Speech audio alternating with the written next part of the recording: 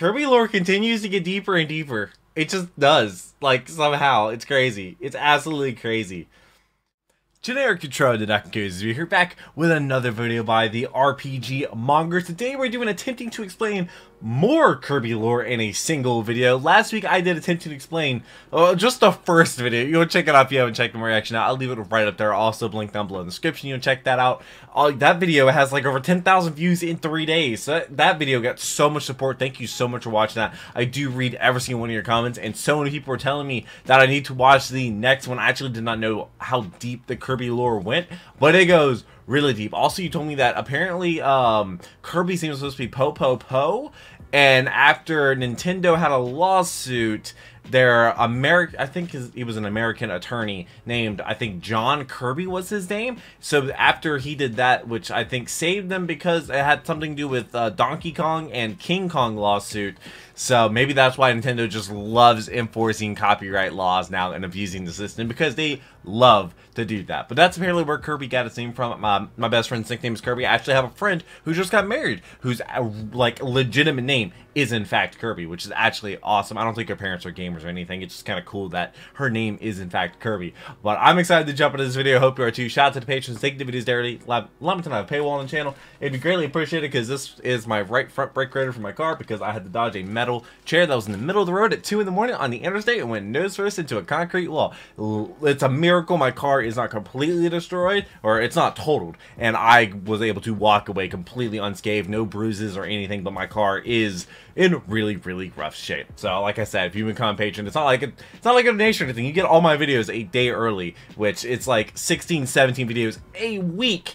So if you do that, it's $36 for an entire year, and you get 16-17 reaction videos a week, a day early. So that's a lot of videos, and it goes a long way to support the channel, so thank you so much. But let's go ahead and jump into this video. Alright, thank you so much for the support you showed the first one, by the way. Spoilers for all the recent Kirby games. I haven't played any of the recent Kirby games, but I do read every single one of your comments, and you all wanted this. I actually know where Kirby got the name from. I didn't know Kirby was supposed to be Po. Alright, but before that, there's actually one key thing I wasn't aware of when I made my first Kirby lore video: the occasional unreliability of English localization. More specifically, in the most recent games, where the localization from Japanese to English where she would changes in the text of pause screen lore, mechanize the due planet. to the struggle of fitting said translations into the limited space and pause screens. They'd be mostly fine in Triple Deluxe and Planet Robobot, where the most notable change, in my opinion, was the removal of a line in Galacta Knight's lore. Said removal clarifying that throughout various eras, he's been continuously sealed away again and again, each time avoiding destruction. Though sadly, it's Star Allies that bore the brunt of these, where certain changes would go on to both completely change certain descriptions or alter them for the worse. Oh, this is Butterfly. That Butterfly is actually all of them, but to touch on the ones relating to the most important parts of Kirby lore, let me first correct the part about Susie. As opposed to what the English description says, she actually isn't continuing Haltman's work of mechanizing planets. She's going to improve lives, which you all said that in the comment section. To aid others and stop any evildoers. Always thought it was a bit weird that the game said she resumed mechanization after everything that happened. Is that bad? In a certain night everyone loves, a fair amount got lost in translation. For instance, a line that got removed entirely for Void implies that it's made up of 4 core forces in the Kirby universe, combined into all chaos and possibilities: Dream, Dark, Soul, and Heart. While you could think that at face value, I played that those one. are meant to be literal elements, because I remember that scene. Be more abstract forces. I say DD, I'm sorry. It definitely alludes to these forces being behind quite a few things we've seen in Kirby thus far, so I'll be referring to them as chaos from here on out. Trust me, this will be relevant later. Next, with Morpho Knight, its lore would sadly suffer the most from localization, with quite a few important details being left behind. Namely, that Morpho Knight appeared due to Galacta Knight's screams of the many years spent living, which to me sounds like Morpho Knight showed up out of pity for the Knight. After all, it's been established that for untold eons after being sealed away, the Knight's very existence has been diminished to endless imprisonment, with sporadic battles happening in between whenever someone happens to summon him. He clearly resents this too, as shown when without hesitation Galacta Knight destroyed Stardream mere moments after it summoned him. So with seemingly no real escape from his eternal fate, it only makes sense that the most powerful warrior in the galaxy wishes to be freed from this horrible cycle. Why does that thing look familiar? I definitely never played that game, but it looks familiar. Galacta Knight and absorbing his power. We're starting off heavy with this video.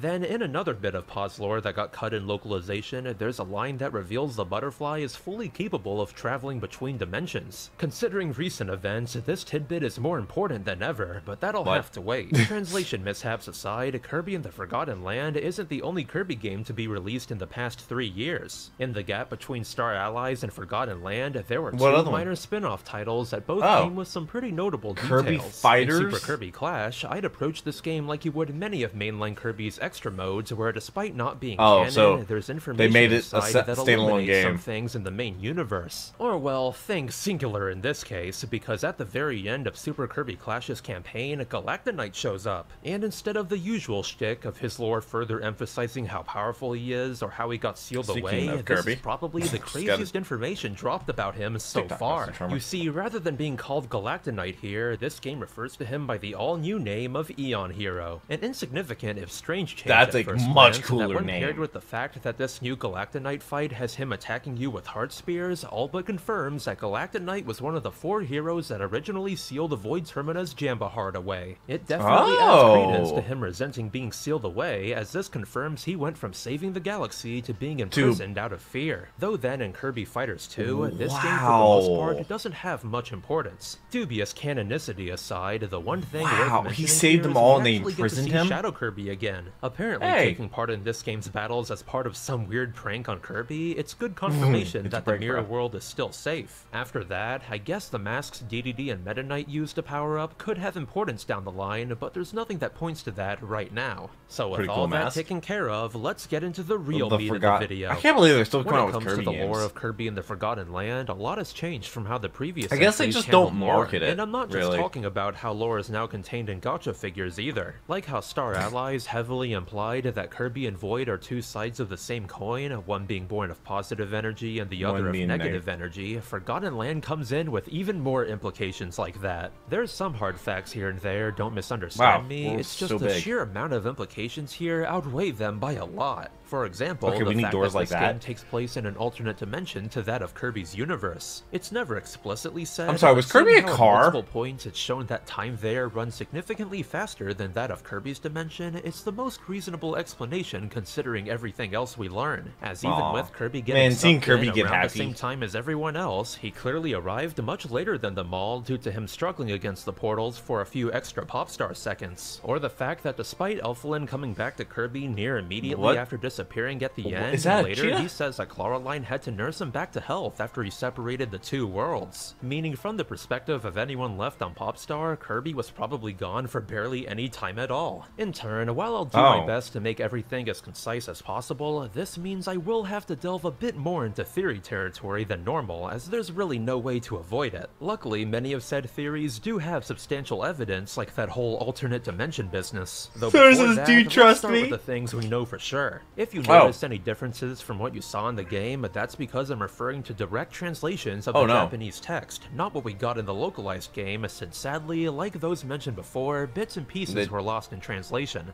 Man, that sucks that they do that. Up above Popstar and sucked Did nobody like look over that and do like, oh yeah, it's a problem? There was a civilization much like our own. At the time, its inhabitants were struggling with the ever-looming crisis of overpopulation, their world becoming too small for their civilization. Then, out of nowhere, came the ultimate life form, Ecto-Elphalus, an all-powerful alien creature that's made its sole purpose to violently conquer world after world. However, against the odds, the people of that world managed to put a stop to Elphalus's invasion by capturing the alien. With the crisis averted, they'd then begin to study its powers in Lab Discovera, turning its fantastical abilities into technology beyond their wildest dreams. Most importantly, replicating the method they used to get there in the first place by recreating its ability to warp anywhere, whether it be from one location to the other or even to another dimension entirely. Although, I mean, there's magic mirrors, now we have portals and aliens. Ecto-Elphalus would be split into two creatures, one holding the small amount of compassion buried within them, and the other holding their invasive malicious tendencies. Once split, the newly created Elfalin would escape Lab Discovera altogether, never to be found by the civilization again. And as if Elphalus wasn't in a bad situation before, now that they're fractured, the eternal capsule that served as its prison had become its life support. Because in this larval state, they physically can't survive outside the capsule without copious amounts of energy. Thus, once they'd used up their invader completely and became a highly advanced technological civilization, the solution to their woes had become perfectly clear. Use That's their how they newfound got warp energy? technology to leave their cramped planet behind altogether. Their Oh, so they destination just abandoned being ship. pretty obvious if you've noticed certain parallels to other aspects of Kirby lore, which brings us to Is the that next the advanced round of major civilization? implications.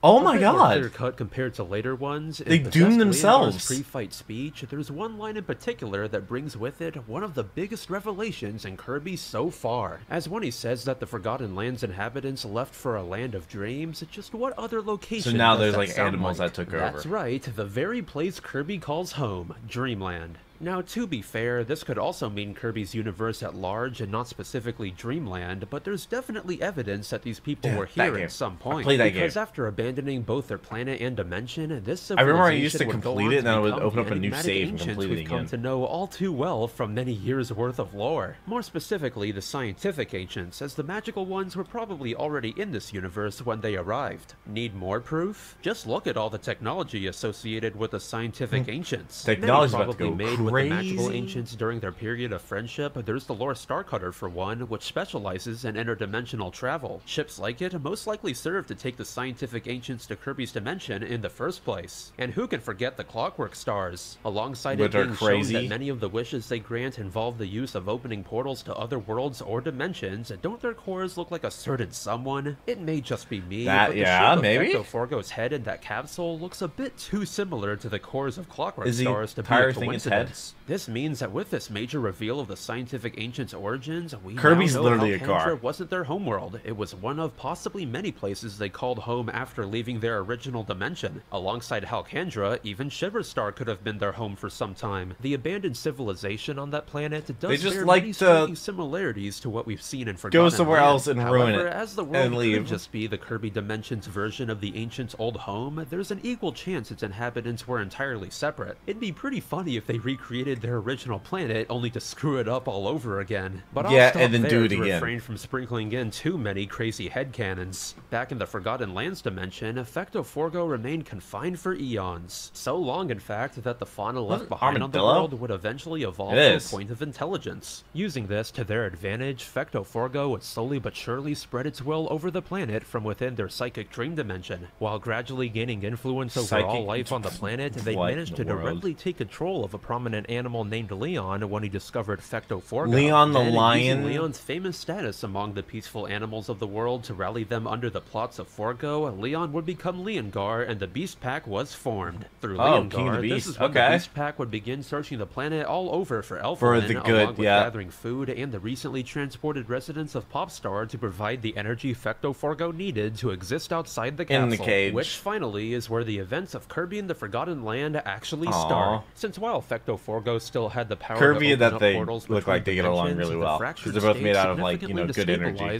The power, leading to portals seemingly opening up at random like they did in the beginning of the game. I think Kirby's just watching, just Kirby like struggled against the pull of the portals, Elflin and the Waddle Dees would establish their village far away from the Beast Pack's usual operations. Meta Knight would take to defending them, all the while resisting Forgo's influence, and DDD would, well, fail at resisting to say the least. Seriously, this has to be the most extensive backstory to the events of a Kirby game yet. Don't worry, there's still more to cover. Do they plan on making more Kirby games? Elflis's initial defeat at the hands of Kirby and Elflin, merely destroying the ultimate lifeform's corporeal body, wasn't enough to fully defeat it. Now existing solely as an incorporeal entity, sustained by their own incredible psychic powers, Forgo retreated to their dream dimension. There, they'd begin to once again plan their return, despite being in an even weaker state than before. The only real advantage to be had being the fact that they could use Leon's body as their own. So getting rid of Leon's soul and smashing it to pieces for good measure, Forgo began to create an army of stronger doppelgangers from the residual psychic energy left over from Forgo influencing the entire planet, which sets the stage for the real important thing coming up. Where all the backstory surrounding the ancients and Elflis was pretty significant, equally so is the second appearance of Morpho Knight. Unlike its introduction in the What If Lord of Star Allies, this marks its first appearance in the canon timeline. Now this is incredibly monumental for several reasons. Not only is this the first time ever that a fight originating in Kirby's What If scenario scenarios made the transition over to being 100% canon, it also raises even more questions about Morpho Knight itself. For one, there's the while butterfly. Hal was Can the butterfly definitely eat that alluding to thing? Morpho Knight eventually crossing over into the canon universe before, I did not expect it to happen so soon. It's still an incredibly mysterious entity, but we do still learn some interesting details. Namely, its appearance right before Fecto Forgo's soul was about to fight Kirby reinforces Morpho Knight's nature of reaping all-powerful characters that have lived unnaturally long. As much like Galactonite before it, Fecto Forgo has also been trapped for an unimaginable amount of time, only surviving due to its sheer power. But it could also be as simple as Morpho Knight absorbing him solely due to his power, like the gacha lore states. When it comes to Morpho Knight this time, it's actually what happens after you fight him that brings in a lot of very important illusions. Like how when you beat him, rather than only dissipating back into butterflies, Fecto Forgo manages to escape. And before we get to all of what comes next, this confirms a pretty massive detail. You see, when Morpho Knight was first defeated in Star Allies, there was no such animation for Galactonite escaping, which leads me to believe that all this time, Morpho Knight still holds Galactonite within them. In a weird roundabout way, this means Galactonite's entered the canon universe too. Now this is stepping a bit into theory territory here, but all the signs point to this. That's After just all, a with theory. it being shown that I've been doing the Morpho Five Knight Nights at still Freddy's has many of videos. Galactonite's attacks, this makes it incredibly likely that the supposed strongest warrior in the galaxy could be inches away from making his first canon appearance. We'll just have to see what awaits us with what's sure to be plenty of future Morpho Knight fights. I don't like that. On a side note, I do wonder if, like Morpho Knight, there's Kirby only games one to be 2D. Galactonite that can be summoned from across dimensions. Because if that isn't the case, there could now be two Galactonites in Kirby, the one absorbed by Morpho Knight and the as of yet unseen one in the canon universe. But that's a headache for another day. Going back to Fecto Elphalus's last shot at revenge, jumping through dimensions now. Soul boss equivalent, Chaos Elphalus. Having pulled the reverse Morpho Knight and taken some How many times do you have to fight these bosses? The simple fact that it's now called Chaos Elphalus hints at Morpho Knight's very origin. Again, stepping a bit back into crackpot here, remember all that stuff about Chaos from earlier? Alongside its components consisting of things that are all pretty important in Kirby, it's said to be the very origin of Void itself. Also, the people are like, oh, I was hoping this would be a Kirby lore video on my friend Kirby, my best friend. I do videos with. That leads me to believe that Morpho Knight is either linked bridge or right now. straight up Video comes went live from yesterday. this mysterious, all-encompassing force. Like many Soul bosses, Chaos Elphalus makes use of various attacks we've seen past Soul fights utilize. For a long time, I always thought it was just some fan service on Hal's part, nothing more. However, seeing that it only receives fan set service in attacks Kirby. after taking on the power of Chaos, that leads me to believe that every Soul fight until now has had some sort of connection to Chaos. After all, one of the things stated to make up Chaos in the first place is Soul. As it stands, we don't have enough puzzle pieces here to fully predict what this entails, but I'm certain that this is building up to something unbelievably immense. So after the next Kirby Elphalus's eons of struggling to an end, Kirby's power of miracles allowed the entity one last chance at rebirth. Thus, with Elphalus willingly rejoining with Elphalin to become whole for good, that just about wraps up all the new lore there is. As minor as when's the next Kirby game coming out? Do we know? Elphalus does share one attack with another boss before the whole Chaos thing happens. Just like Void Terminus' third phase, he also dives toward you, dragging a weapon across the ground. Not to mention, in Elphalus's theme, there's a portion that features a very similar organ progression to that of Void Terminus' third phase too. You could easily chalk the two up to coincidence, but I felt it was at least worth mentioning here at the end. That the attacks are similar? How in spite of how much of the Forgotten Land is shown, we never get a glimpse of what the scientific ancients might have looked like. Taking context clues and the cardboard cutout in Wandaria into consideration, it's kind of like Halo before we actually met. Say they were humans or something resembling them at least. Adeline's got some splaining to do. So there you have it, another video of me incessantly rambling about Kirby talking lore. about Kirby Just lore. About finished that strawberry shortcake from last time. Never had strawberry about shortcake. a Kirby burger. Kirby burger? I need a Kirby burger. As I'm sure a good number of you found me from my Kirby lore video in the first place, I've actually made more Kirby videos since then. Do check them out if you need your hunger for Kirby satiated. So, do we do that? More. I don't know. Please let me know in the comment section. Help out the channel. If you see one you agree with, definitely like it to let me know. Decided to contribute. You guys are the best. If you want to help me continue making more videos like all these, the different tiers, I have like thank you amongst a 4 or 5 tiers of Patreon, do check out which we greatly appreciate because this is the cannot Brake believe for my that car. it's been over 3 years since I made my first one of these. Crazy how ever since making that one, it's become one of the most watched Kirby lore videos on the site. As someone who's been a Kirby fan for most of my life, it's the best knowing that a lot of people have gotten into Kirby through that video. Hope this one lived up to the hype. Big thanks to these accounts who did direct translations of the lore and text in recent Kirby games. I would have absolutely missed stuff without them. Though from here on out, don't expect one of these with every new Kirby game. Like how I covered the last 2 spin-offs here, I'll only be making new ones if there's enough new lore to warrant it. But honestly, if they keep packing games to the brim with lore, like Star Allies and Forgotten Land, I'm sure you all won't have to wait that long until I make another one of these. So that being said, I'm the RPG Somebody said, I think they said there's that is each it like and every 24 one of you or is there over 30 fantastic. Kirby games? No, you're fantastic. No, you. May 30th, 2020.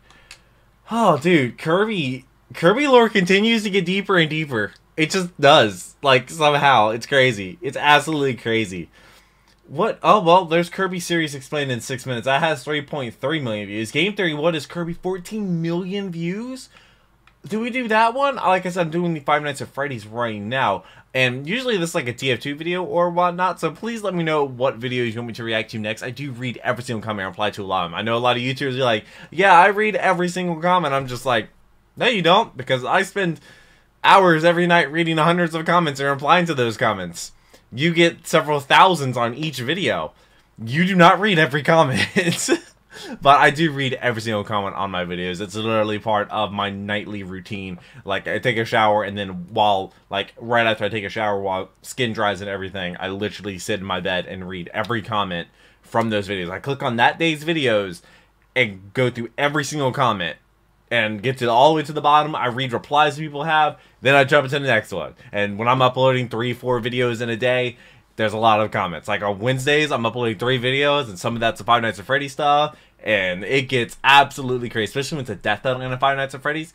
God, those videos get like 2 to 3 to 400 comments on them each. That's a lot of reading, but that's how passionate I am, and I love replying to comments and maybe making people smile because, I don't know, apparently that means something to them. That I would respond to their comments. Like, I notice them, because I do notice you, and I do read your comments, and it's greatly appreciated. So thank you so much for watching this video. I hope you're subscribed, and I hope to see you back for the next one. But until then, take care, and cue the music.